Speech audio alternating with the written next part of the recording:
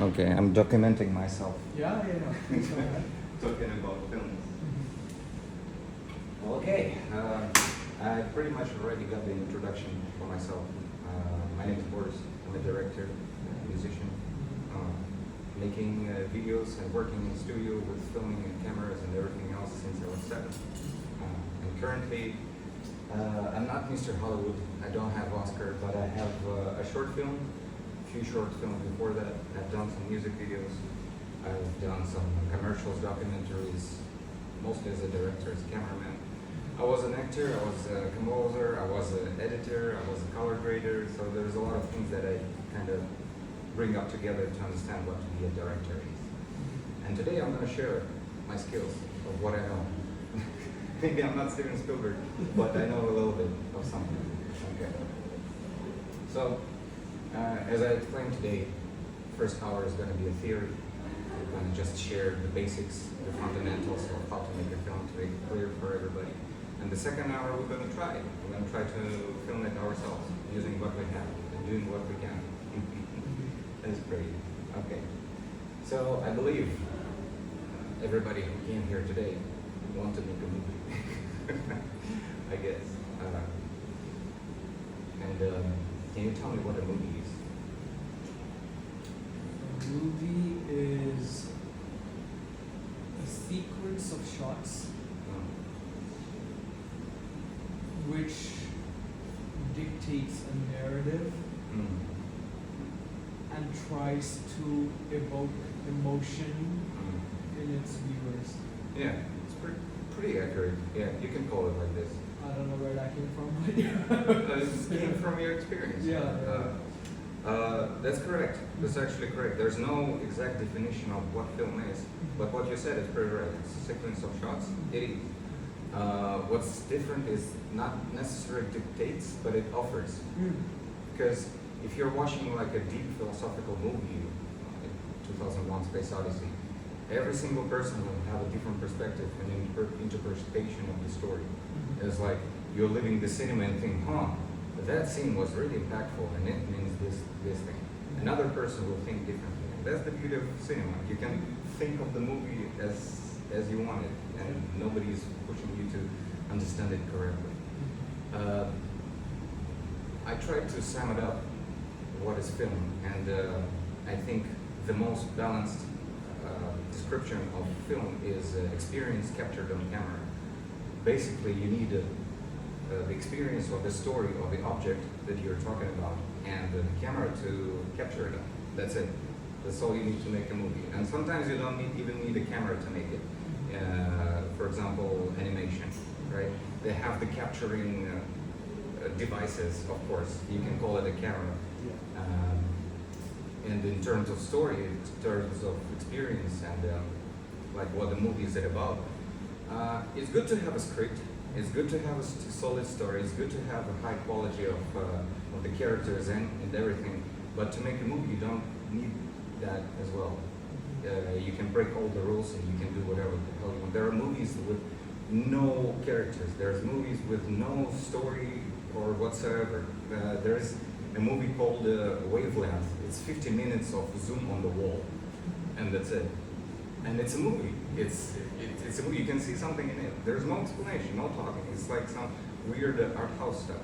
So stretch the boundaries, learn the rules to break them later, and that's basically how film works. 3 questions you have to ask yourself, especially if you're a beginner director, if you want to make a film, is what, how, and why. So the first one is, you can write it down. Yeah. Back to school. The first question is, what are you filming? It's crucial, and especially when you're working with a big production, because if you don't know what you're filming, nobody will know what you're filming. So be sure to understand what are you doing.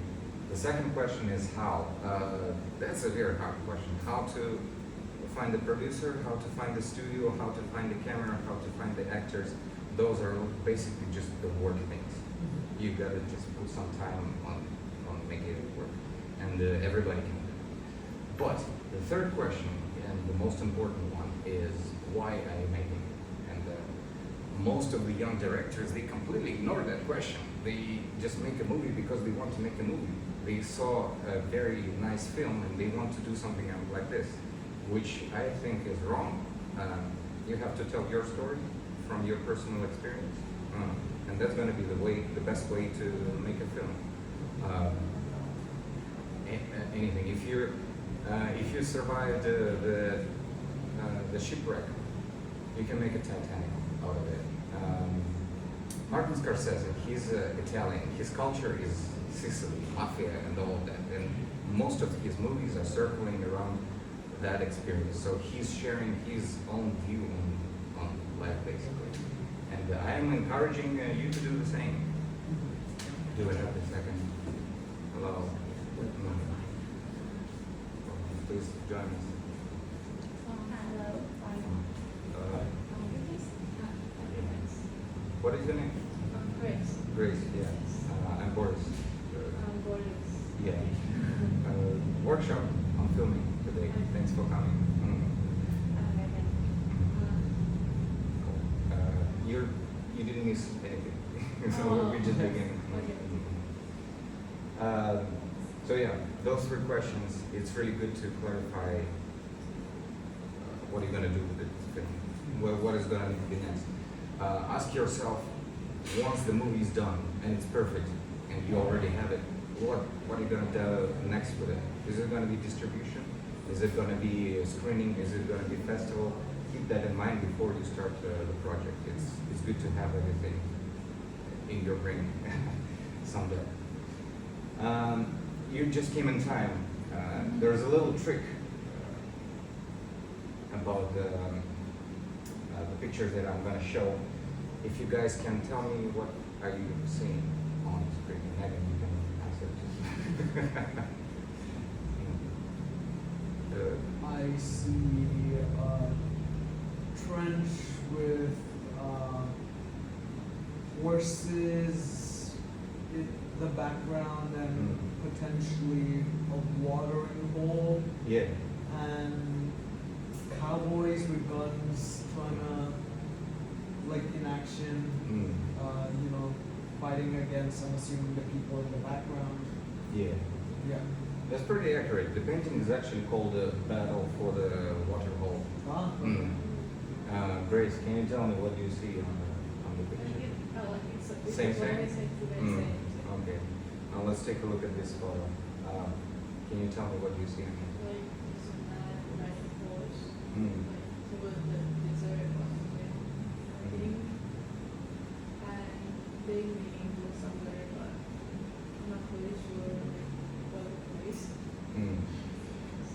Yeah, it's it's a frame from the movie called The Searchers. So they are like searching. You're pretty right. It's great that you can see what happens in the frame accurately, but take a look at the framing and can you tell me where's the horizon? Where's the what, sorry? The horizon. Horizon.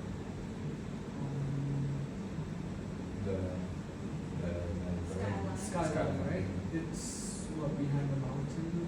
Yeah, it's on the top of the frame. Yeah. And let's take a look here. Where's the horizon? It's pretty much like, I don't know, 4/5 of it. It's on the bottom. Yeah. So there's a cool quote by John Ford. He was saying, when the horizon is at the top, it's interesting. When the horizon is at the bottom, it's interesting. But when the horizon in the middle, it's boring as shit. Take a look at that. And take a look again here. And let's take a look at the horizon in the middle. At first, I didn't understand what he was meaning, but my interpretation is when you're filming with a camera, this is the range of normal person's eyesight. So we are seeing things from this point, everything. And whenever we look like, the horizon is always in the middle. When you put the camera down, or you put it a little bit up, it's much more interesting for people to see. If you put it on the right, if you you put it on the left, if you tilt it a little bit, people don't look at the world like this. People don't look at the world like this or like this. But with a camera, you can do that. You can choose an interesting angle at the normal things.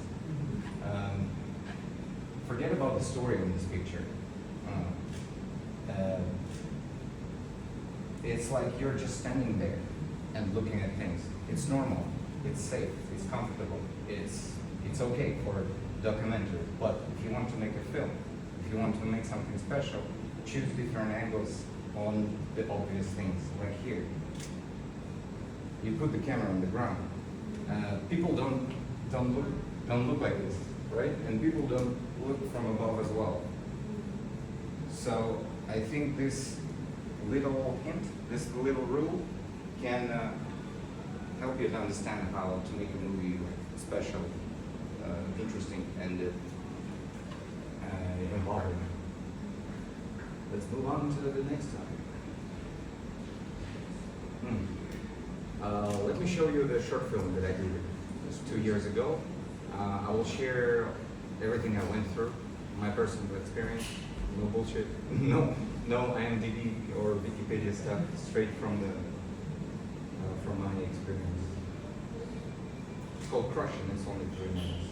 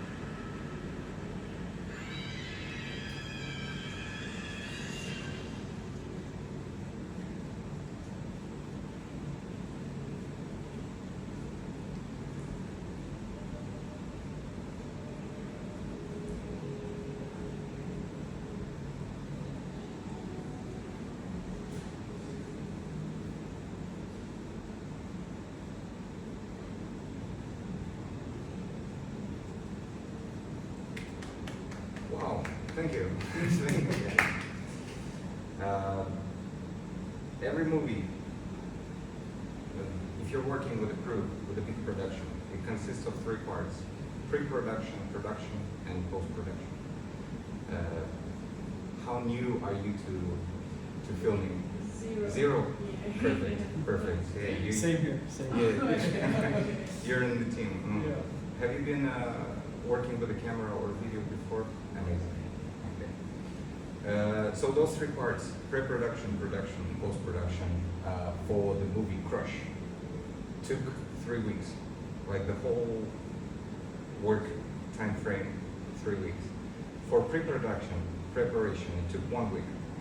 I got lucky to get a camera for 12 hours for free with the support of Thai cameraman. I met with him, I showed him my script, I explained the idea, he liked it, and we set up a date. The only limitation is 12 hours. We got a really nice camera, we get really nice lighting, but it was 12-hour time frame, and we had to do it really quick.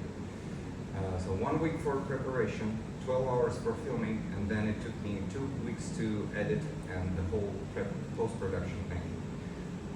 I will run through all those steps really quickly and mention all the important parts of those steps. Let's take a look. Before you do anything in terms of talking to other people or producers or anything like that, it's good to have a script. It's not necessary, it's just important to have it done. And Crush script took me 3 hours to make. I just smoked a joint at night and just wrote it and that's it. And later on, when I discussed with my friends, I was changing some details here and there.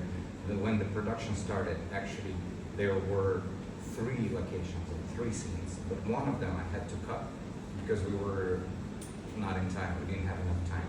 So with just 2 scenes, I had to make the movie work, and I think it did. I think it did the job. So let's talk about the script writing. Today we will try to do a quick one, just to write the ideas. There are good structures and good formats for writing scripts, but actually you don't have to know anything. Your goal is just to capture your idea on the piece of paper so it doesn't fly away anywhere. You can write it down with your words with a pencil. You can write it through ChatGPT. You can do anything you want. The main idea is the concept is in your head. Put it on a piece of paper so you can share it with the other people who's going to work with you. If it makes any sense. If you want to write a good script, the story should have a conflict. That's the basics of any movie. Normally, it's a conflict between a man and a man. Like there's a good guy, there's a bad guy. Good guy wins, bad guy loses. It's a pretty simple structure. But it can also be a man versus nature, like Revenant with Leo DiCaprio. He's surviving with the cold and fighting with a bear. That's a conflict as well. That can be a conflict of man and a robot, Terminator. It can be a man versus space, man versus sea. There can be even a movie Nature versus City with no characters at all. There is a documentary called Koyaanisqatsi. There's no dialogues, there's no scenes, there's no actors, characters.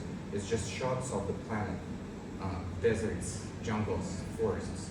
And then the movie shows the daily life of people, like how they get on the train, how they get to work, their office space, how they eat. So with just visual cinema language, they are talking about the place of a human on this planet, and it's really a large topic. It's huge. So you don't have to have two guys, the bad guy and the good guy fighting with each other. It's not necessary, but it's the best way and the most tested way to tell a story. It's good to mention the character arc as well. If I'm talking too fast, you can let me know. Is okay? Character arc is also important for the story because we're watching the object to change, and that's what film is capturing. How a person changes. In the beginning of the movie, he's a good guy, then something happens to him, and in the end, he's the bad guy. And that change of one person is what makes a film interesting. Have you watched Breaking Bad? I watched, never went through the whole thing. Yeah. You've heard about it? Yeah. It's a huge series. I watched it 2 times. It was amazing. So there are 5 seasons of a teacher, a nice teacher and family man, turning into a violent murderer and drug lord. So throughout the 5 seasons, we're watching how a good man turns into a bad man, and that's what's interesting. Like everything that happens to him is changing him, makes him worse, makes him more powerful, makes him more evil. And if a movie captures that, it's really good. It's fun. It's interesting. Something I should mention from my university days. There's a dude called. His name is Stanislavski. He lived 120 years ago in Russia, and he was a theater dude, working with actors. His principle, also good to know for the script writing, is super objective and through line of action. In other words, for the actor, when you're delivering a character, you need to understand where the character is going in the end. And through each scene that he's going through, he has to keep it in mind. Let's take an example. You guys watched Titanic before? Titanic.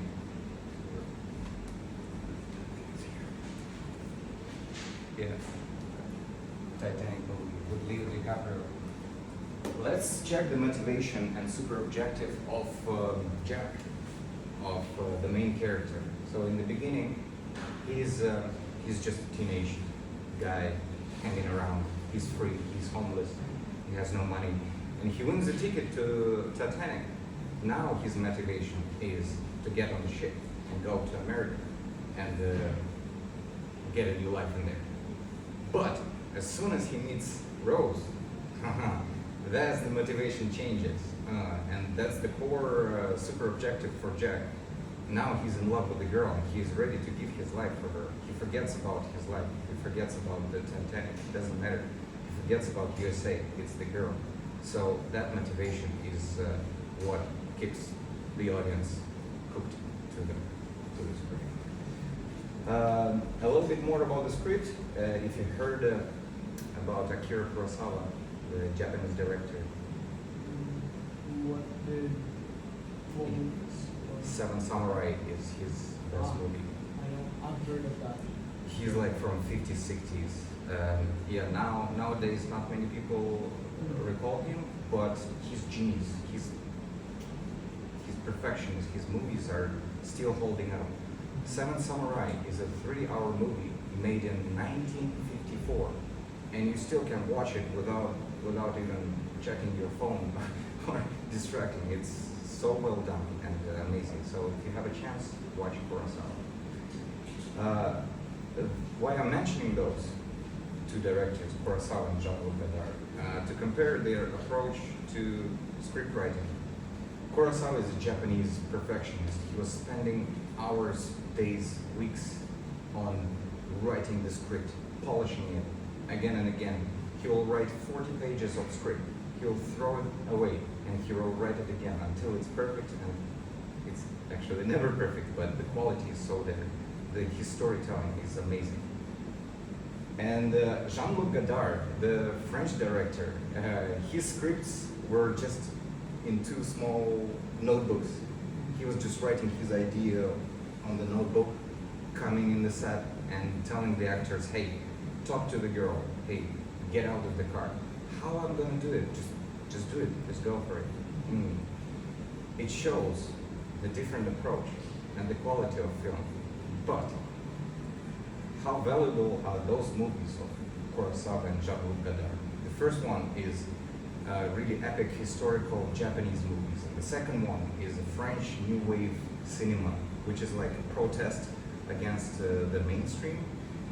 Both directors are amazing and great, but one is lazy, is just like not writing the script at all, just what comes to his head, and he lets it film. And Kurosawa, who was putting his enormous amount of time to make the story perfect, and he was doing it actually right. So for you, if you're going to be writing a script, this is not important how much time you put in it.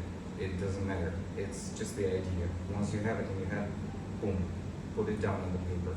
Explain it to other people. That's what's important.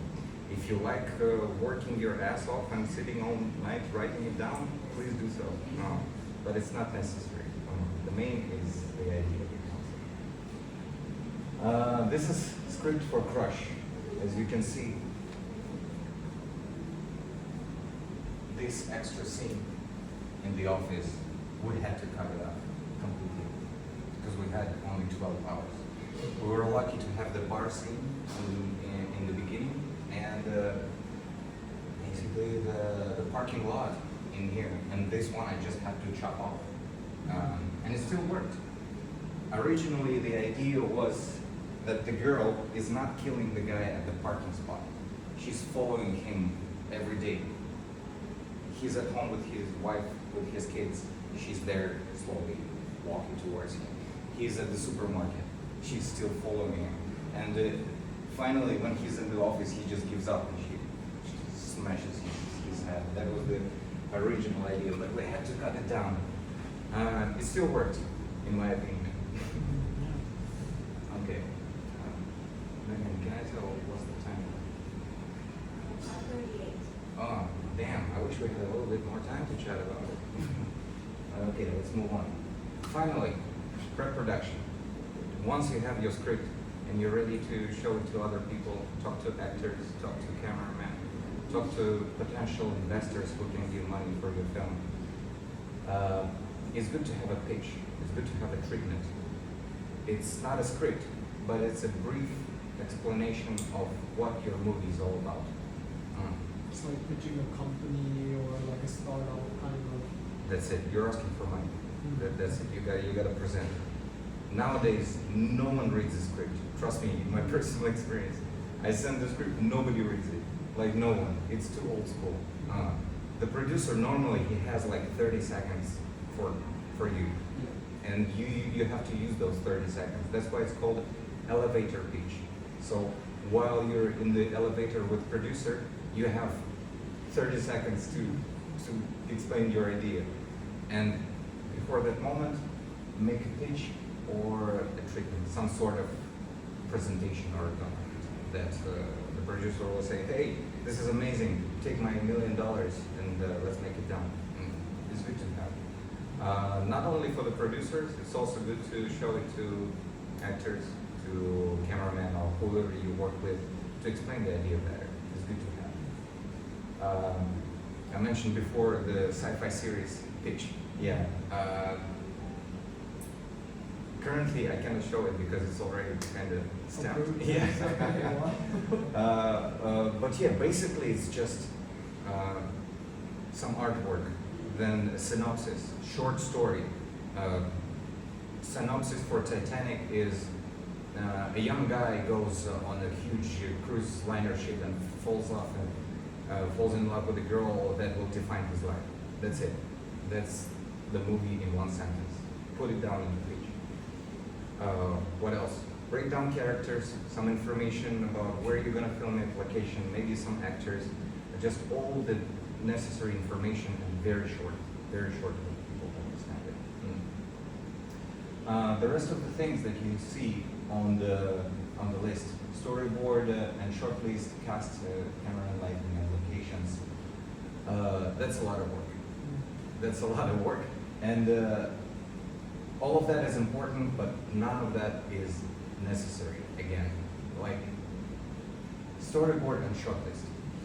You have to break down your script in the frame by frame, how you're going to film. It's good to have. It's good to show it to your cameraman so he understands what kind of lens he needs, what kind of lighting he needs, what kind of camera he needs. It's good. It's a comfortable way to make films, but there's a German director, and his name is Werner Herzog. He was saying that a storyboard is a tool of cowards.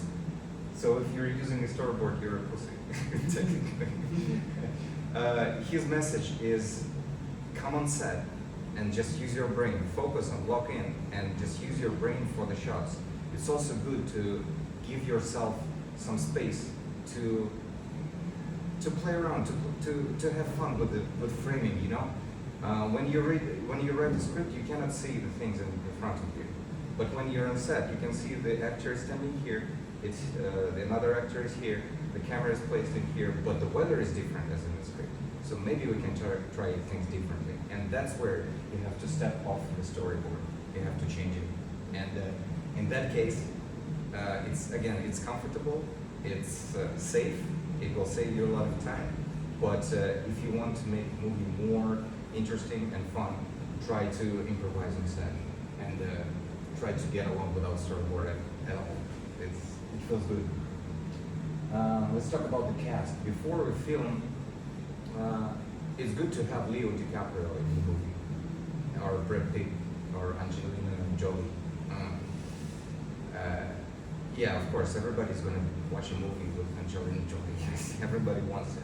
But if we're talking about the narrative, if we're talking about the value of story in the movie, my recommendation is to find actors who have personal experience with the topic that you're filming about.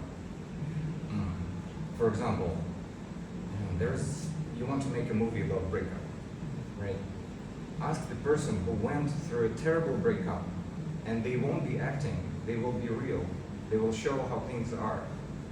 In Crush, Patty, she shared with me that she actually had a moment of humiliation from a man, like crossing the boundaries. The guy tried to touch her, and that feels terrible. And that feeling she could carry and put it in this episode, in this story. For me personally, when I look at it, I can believe. I look at her eyes and I can believe that she's scared. She's scared as fuck, and she wants to run. And when she's vomiting and kicks him back, that's what she wanted to do. She wants revenge. She wants to show the guy that he's goddamn wrong and she's sick of him. That's why she turns into a monster and demon and stuff like that. So again, if you're choosing the actor, it's good to have like famous or anybody like this, but choose a person who went through something that you already did. That's my recommendation. Let's talk about the fun thing, camera and lighting. It's cool to have a huge camera rigs and lighting gimbals and stands like this. Today we're going to try to make a movie with a phone. It's okay. You need a camera just to capture the story. It's fine. But why do you need a better camera? Why do you need 4K? Why do you need this 8K cinema camera? Because it's more immersive. When you sit in the cinema and you see highest quality image surrounded about you, you forget about your life. You forget about everything, and your brain is just there in the movie. But when you're watching the phone footage, it's like doesn't involve you at all. So the better the camera, the better is audience. The audience is getting involved much better with a higher quality. Now the top cameras are IMAX. Christopher Nolan is filming Odyssey now. This is a huge ass and very loud camera. It actually uses the tape, and it's hard to work with. Then we have Panavision, also half film, half digital. We have Alexas, we have Red cameras, we have Blackmagic. All of that is good, it's great. But personally, I don't like working with the camera. It's too much buttons and too much exposure and frames per second and all that. Terrible.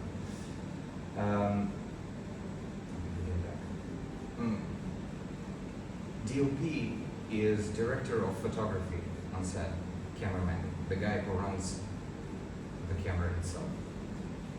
His job is 50% running the camera and the crew and 50% lighting. You're not working with camera as much as with lighting. Take a look at this room. Like everything you see has a light on it. Turn it off, you cannot see anything. So you're working more with arranging the light. Put the key light on the object to make a focus on it, or turn it off, put it on the background, focus on the background. That's much more important than the camera itself. And let's analyze the word of photography, director of photography. Why it's called director of photography? Because photo from Greek is light, and graph is writing. So technically, this guy is writing with the light. And then comes camera, and then comes the lenses. So most importantly for the cameraman is the lighting. Even with the iPhone, if you have arranged the good lighting, you can make really nice cinematic shots. I'm pretty sure about that. There is not much I can say about the location. Just choose it. It can be a studio, it can be a free location somewhere out in the jungle, an abandoned building, anything. Just make sure that everybody's safe. Make sure that you have the permit and the police won't come and kick you out. It's important. Location is important. If it's a green screen, the actors, they won't feel it. If it's real locations, the actor will actually feel it. So you gotta be careful. And the reason I put those three things on the list is probably the most important stuff you have to prepare. Actors, camera, and location. Once you have those three, boom, you're good to go. And once you confirm it with the producer or with your team, you're ready. The actors are there, the camera is there, the location, done. Some other things are worth mentioning, like wardrobe, props, makeup. You can do it if you need it. There are people who do it professionally. About the distribution and post-production, I already mentioned it before. Like, before filming in a movie, it's not necessary, but it's good to think what you're gonna do with your film when it's finished. Imagine, that's it. You have this file on your laptop. You send it to your mom, she's happy. You send it to your friends, they are happy to see it. But what's next? It brings us back to the question, why did you make this movie? So it's good to think about distribution. Where are you going to send this movie? Is it going to be a festival? Is it going to be screening? Is it going to be a workshop like now? Anything. It's good to keep it in mind, but not necessary to work at this stage. Let's jump into the next one. Filming. Oh, the juice. The most interesting part. 6 a.m. cold shit. You wake up, you have the coffee, and you start filming. Basically, as a director, your job is to solve problems on set. You're not more, as an artist on the filming day, as a problem solver, because you already wrote the script, you already talked to actors, you already talked to cameramen. They know their job. All you have to do is to let them do their job. If something is not clear, they will ask you. In Crush, the cameraman asked me, hey, there are some people in the background. Should we wait a little bit, or should we film right now? And the solution was just to film another angle first, and then. So you got to solve those problems. And believe me, there's going to be a lot. Every filming has a lot of problems. Like, they're just shooting every second. Somebody's late. Something is not working. Somebody's sleeping. Yeah, and you just got to solve it through the whole day. That's why it's so intense and great, fantastic. Actually, it feels really good. Again, working with the crew, there is a stigma, a stereotype about the directors. They're like assholes, and they shout at people like, "Hey, action!" I think it's a wrong approach. Like, you can be cocky, you can be ego, you can show everybody that you're strong, but it's not going to make your movie better. What's going to make your movie better? If the team works, enjoys filming, with no toxic, with no pressure. In pre-production, you already did your job as a director. You already told them the script, the idea. You already did everything. Just make sure on the filming day that they do their work smoothly and with no interruptions. That's it. The actor is not sure how he should deliver that line. Well, give him a hint and he will do the job. Don't push it. Just try to make the moment happen. Already mentioned photography and cinematography. Let's check it out for the behind the scenes of Crush. Here we go. Sorry, few messages are popping up. Just a few pictures of how it was made. That's me on the first location. Speaker box, a bar where we're gonna play on August 30th. I had no budget, no money at all. I got the camera for free. I asked my friend Eddie to film at his bar in the daytime. And he said, yeah man, please come, no problem. And when we actually arrived at the location, there were like 20 people with suitcases, with this huge crane, with a crazy camera. And Eddie comes to the bar and is like, I thought you will come with small DSLR camera and do some short thing, but no, it was really serious. So again, problem solving. We talked to him, I gave him $1,000, thank you. And we were all cool. Yeah, it took us 4 hours to shoot this 30-second scene. So you see the lighting set up, you see the camera set up. Yeah, maybe the result is small, but the quality of it is worth it, definitely. More of that, me working with Serge, mentioning about the cast. I told Serge, my good friend, can you show me like the worst asshole possible, the complete moron, like the monster, a rapist guy, can you show me? And he's like, should I be myself? And I'm like, perfect, you're perfect, bro. Yeah, I like it. And for Patty, yeah, I already shared the story that she has been through a similar situation. So that's me working with her, the makeup and blood lady. She's doing her thing, not suggesting me some cool shots, me looking at the monitor. That's already the second location.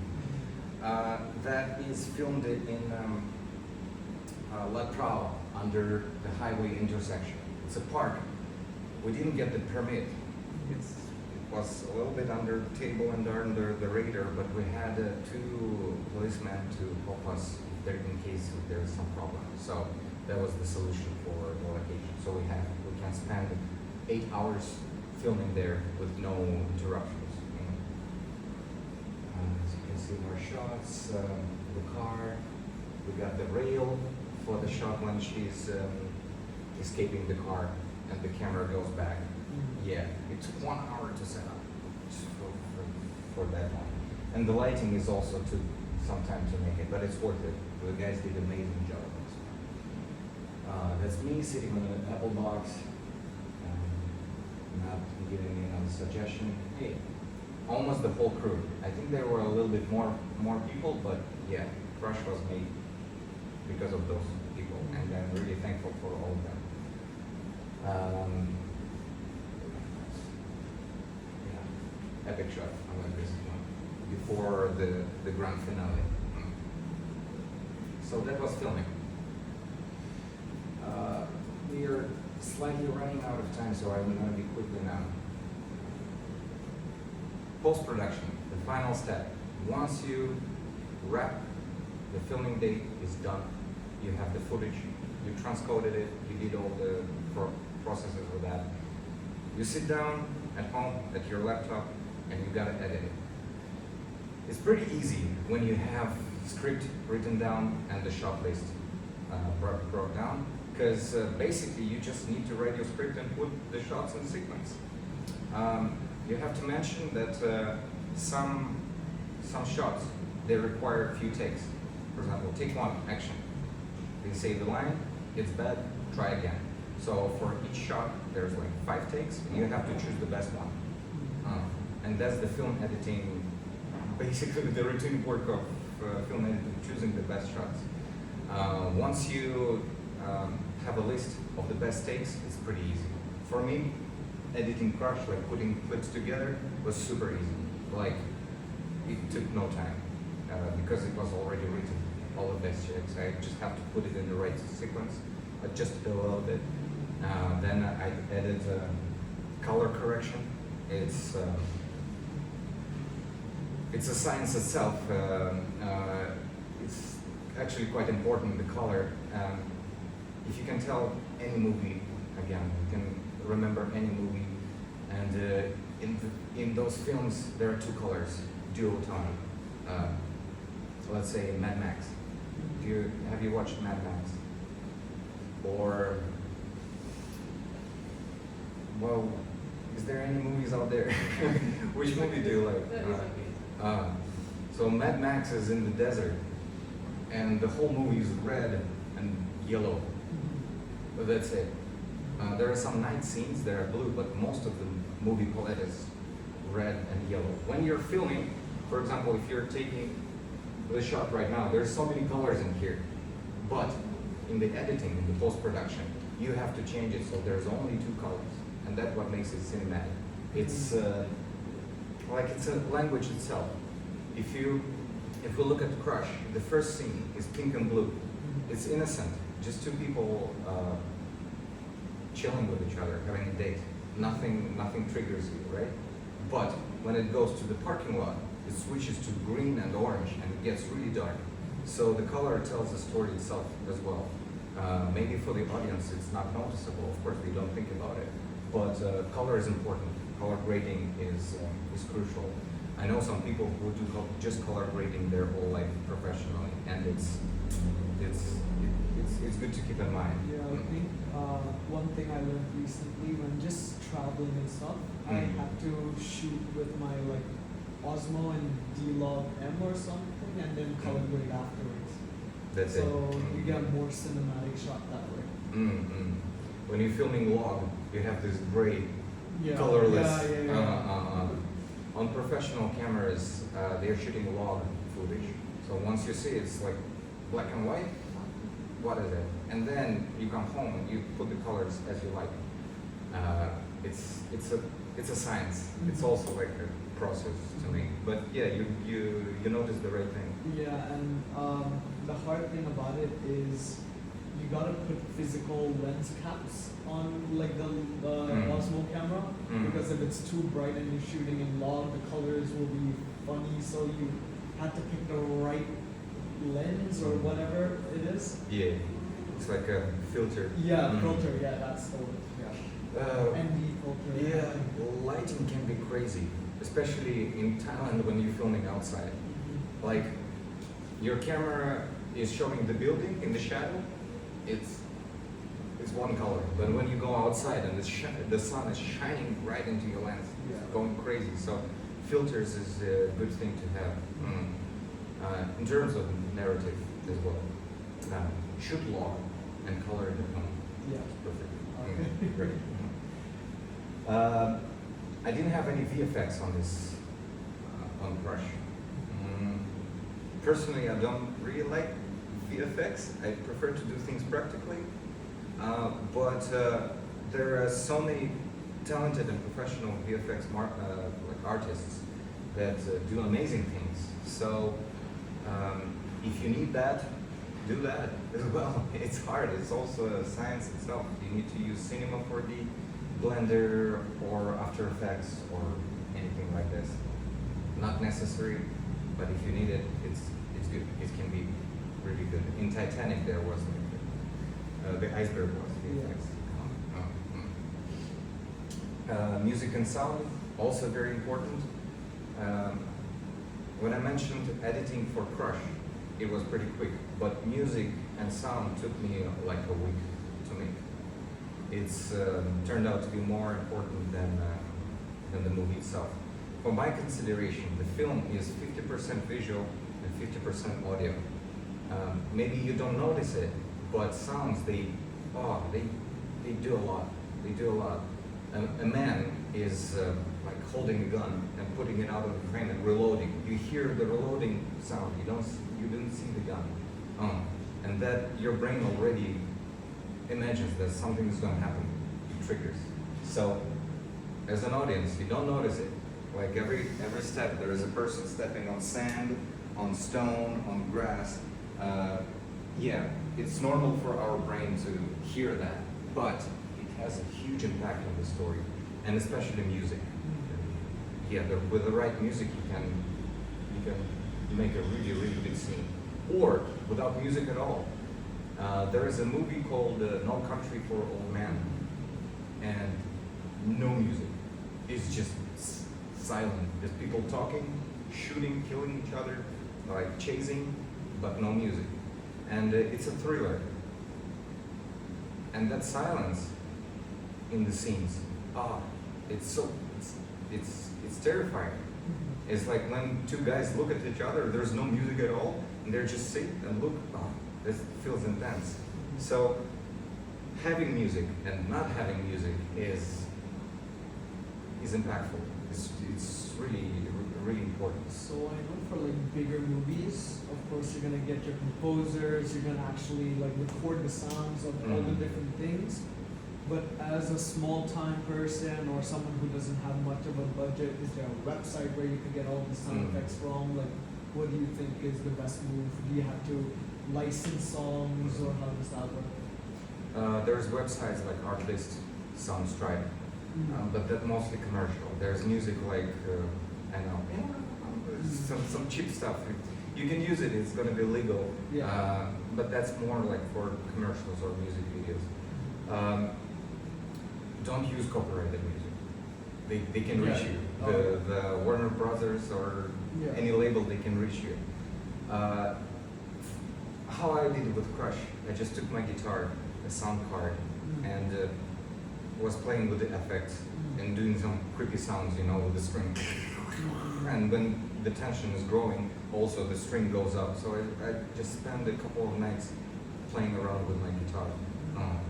And later on, a guy whose name is Ed from London, he was eager to help me and to make some more sounds, of the steps, how she vomits, how the blood like splashes on his shirt, because he does it professionally and he has the library of all those sounds. He has like a huge folder. So you could repurpose these if you're like building a library of like sounds and things. Of course. If you're a sound designer, VFX artist, or editor, your value is because you have the library of tools. You have the tools. You have like the resources to edit or to make sounds. And on the bigger scale, if you know the composer of Interstellar, Hans Zimmer, he demands the full movie done before bringing to him. So he watches the whole movie, shut up, I will write it myself. Like Christopher Nolan, you can't tell me what to write. I'm gonna watch the movie and I'm right. You came to me because I'm professional and you like my music, so let me do my thing. Easily. And that works. He's big. He's great. There are some composers that work like alone with production. So you have to choose. There can be a music guy who will come on set and the director will explain to him, hey, beautiful sunset, I need a violin here, or a saxophone, or something like that. Can you start writing something like that? Yeah, that can also work. So, it's all adjustable. As you can see in Crush, there's no dialects at all. There's no talking. So, I just did all the sounds at home. Didn't have to do my. There are some tricks on filming, like time-lapse, stop motion. There's endless amount of it that require your preparation before filming. For example, for the time-lapse, you have to set the camera for like 6 or 10, several hours. Just put it, press it, let it record. And then, when you come back home, you compress it into a very fast one, like 20 seconds, and you can see the cars are running fast, so that's time-lapse. Or stop motion animation. You take a shot, take it. The whole day you're taking a shot, and then you come home, put it together in editing. So yeah, there are some tricks that require preparation. I skipped the Kuleshov effect. We're going back to the old Russian cinematographers again. Please take a look at this creepy picture from 1912, I believe. And can you tell me what you see on the the screen. She died drinking that soup. Mm. And then he put her in the like a vine. Yeah, it's a plate of soup. Oh, let me explain it really quick.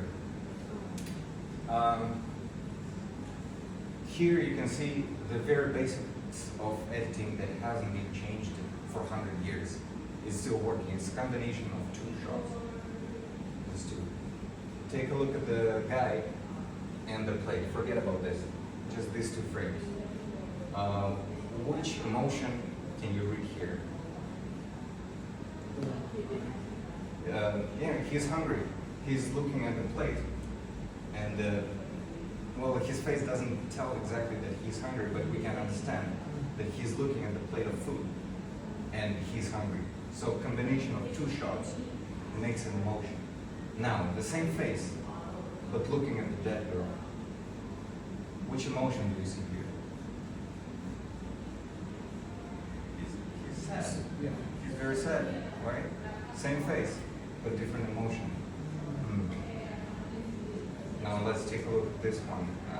He's looking at a beautiful lady. Which emotion does Aroused. Yes. Yeah. So it takes into account the audience and what they believe the person would feel in that situation, and kind of let the audience come to the conclusion that he's feeling whatever. That's it. That's it. Forget about this and take a look at this shot. Does it tell you anything? It's just one guy 3 times, right? But if we have the second shot, It's context. it already tells a story, right? So that guy Kuleshov, he was the pioneer of editing, and since then it hasn't changed. Editing is a combination of 2 shots. The object, another object, and their interaction. I can read on your face that it's not very clear. If you have any questions, please feel free to ask. Okay, we were slightly running out of time.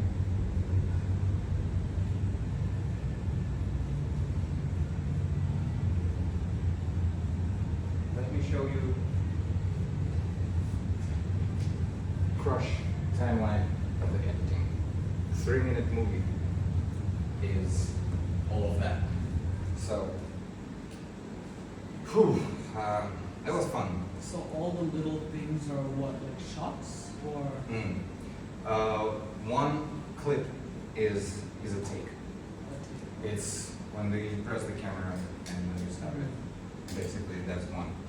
On the bottom, it's Premiere Pro and it works like this. On the bottom, you can see the audio files, and on the top, you can see the video files. So this is sound, and this is the visuals. This is the footage that we made in the whole filming day of 12 hours, and this is the movie itself. That's it. So you can compare. I did different drafts and different versions here as well. I was playing around with music and with some shots needs to be fixed, a little bit polished.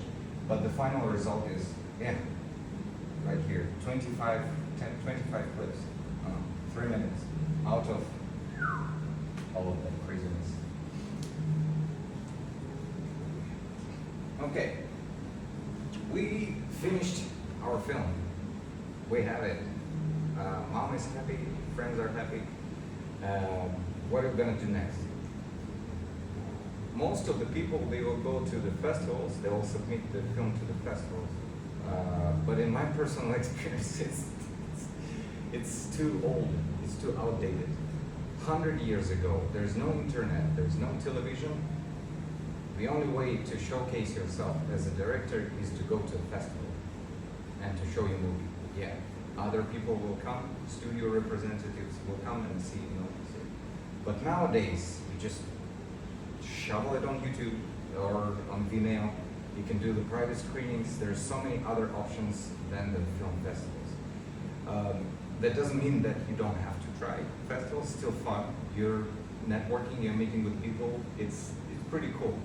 But for me personally, it's zero, zero results. I sent Crush for 26 festivals, and I just got accepted only in 2. I spent twice as much of the film budget just on festival submissions. So around 30,000 baht for festivals and around 15,000 baht for a movie.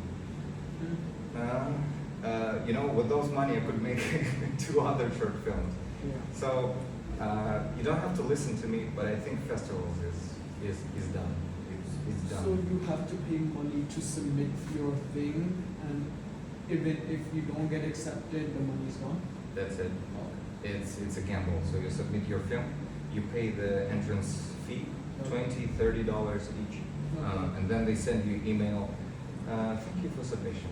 We hope to see you next time. In most cases, festivals, they don't define how good you're of a director. They will know.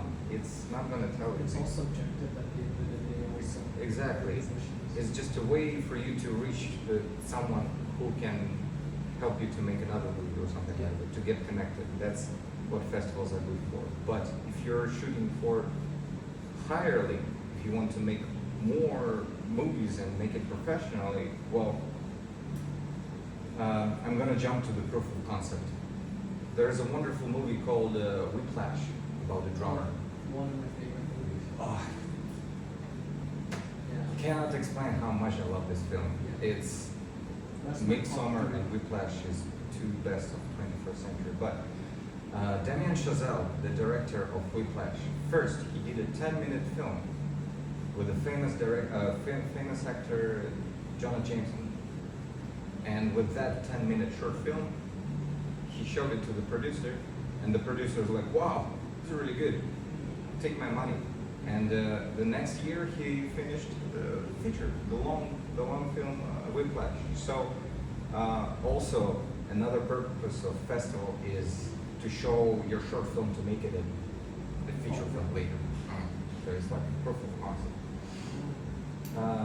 Let's talk about screenings. That was fun with Crush. There was like a series of screenings that I did. You just book a venue if they have a screen, some seats, invite some friends, discuss for an hour. It's good. It gives you some exposure. Some people think like, "Oh, wow, you make a movie. Oh, amazing. I want to talk to this guy and see what we're going to do next." By the way, the pitch that I mentioned before, it started with Crush screening.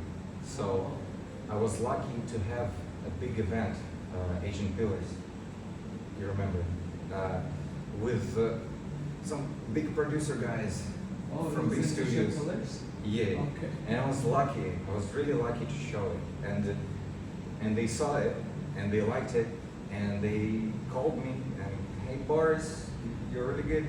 Let's work it out. Let's do something together." So yeah, show your work. Reach out to people, even if it sucks.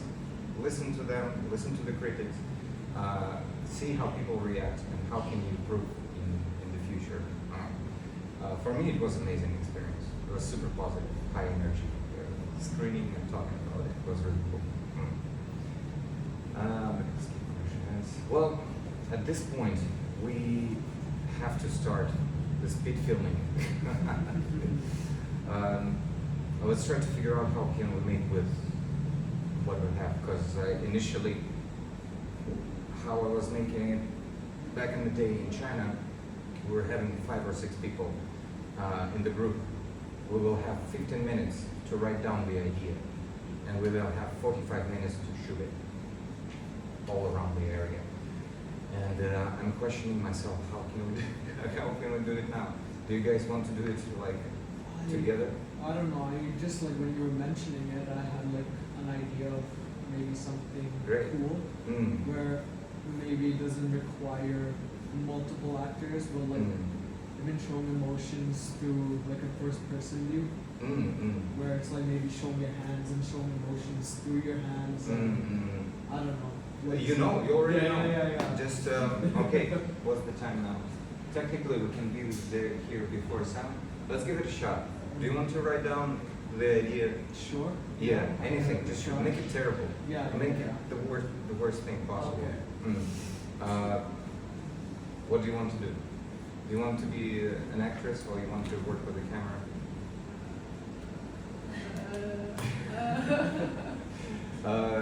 This is the part of the workshop.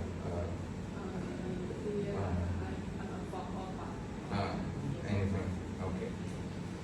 You might ask, how the hell do you make a movie in 1 hour? So it's actually pretty simple. Let's okay. Let's take a look at this plant in here. And what can we tell about this plant? You guys can share me some ideas. What is it? It's What color is it? green. Green. You see, here's a little bit greener, here's less greener. Yeah. The guy who was making it, what he was thinking about, what he was going through, and who brought this plant in this room, who put it exactly here under the screen, and how this plant impacts the whole space in here. Yeah. Wow, already have a movie now, have a story to tell. So, yeah, I might give you like 10 minutes. Yeah, Do that's you need fine. do you need Yeah. teamwork? Could I use ChatGPT as well as Sure, my sure. best friend? I think for you is good if you guys work together Yeah. on the idea. It's Yeah, good sure. practice. And I'll jump on the camera on this one. I'll just help you to film it. How about that? Yeah. Once we finish at 7 p.m., you'll take the footage home, and next time there's going to be a screening in here. We're going to show it and discuss. How does that sound? Works well. I mean, you look so sad. You're okay. By the way, do you want to add anything? Is it Mention? Oh, It's raining. Perfect. Let's go filming. The perfect drama scene. Kissing in the rain. Yeah. Let's do it.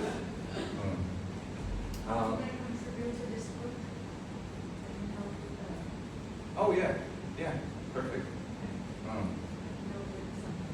With the camera. Are you okay with holding footage? Mm. So I can maybe just give an idea of what my thought is before I went to ChatGPT or anything. But like, I think nowadays technology and everything's making us more inefficient, making us overthink and do all these things a lot more. So I was thinking of like maybe first person view, literally just like opening a notebook, having something to do, maybe like writing a script, and then just being frustrated, not being able to do it, getting my phone, trying to go on ChatGPT, not being able to do something, still going on my paper, not being able to do anything, going frustration, like pretty much a thing of that, and then maybe my wife or someone's hand comes over, gives me human contact, and then after that it's like a grounding experience, and then that helps me do it, where it's more of like coming back to basics, and you know, that's all you need, where it's like human connection to the age of AI, where the basics still matters. Something in that kind of concept. What do you think? Do you like it? Yeah. Okay, let's do it. Perfect. Yeah. The main goal is just freedom. Just Yeah, do whatever. I mean that's the concept, because I think I've always found it very interesting. How could you show emotions without showing the face? Or like how could you Okay. convey certain like emotions and stuff through maybe frustrations through your like fidgeting or like, you know, something like that, Yeah. and someone could clearly identify what's happening. Or like you're calm through your hands or something like that, you know? Okay. Okay. Yeah. Use ChatGPT if you want. I'm using ChatGPT too. Yeah. Like I'm just explaining the idea with my word. The guy went there and he did something and he did that, and ChatGPT just puts it in the right writing and goes quick. So like on your phone, like you're not gonna frame any of your face, just like on your fingers. Yeah, so like I don't know, for me I love symmetry as well. Like very symmetrical shots. So like a very aesthetic kind of look, Mm. but also full of emotions and everything. No face, no anything. Like a desk, a book in the middle, a pen place, Mm. and in your hands are the actors, and your Mm. fingers are like the emotions and Mhm. how you move with your hands and everything. And then a secondary actor is a different hand, you know. Yeah. Let's do that. Yeah. Do you have shots on your mind already? I'm just thinking of something Yeah. very symmetrical, and in my head I see it as black and white. Mm. And lighting is like the, I don't know how to do that though. Maybe not Yeah. through the lighting, we can just film it. Yeah, and like time passing could be through like Mm. something like that, you know? 10 minutes. Yeah, yeah, yeah. I think it's a better idea if he actually shoots it himself. Do you want Yeah, to? like I was thinking of like Dude, yeah. something like this, you know, like a DIY rig and POV? just- yeah. Are you ready? I guess, yeah. Well, just write down the sequence, how we're Okay. gonna film it.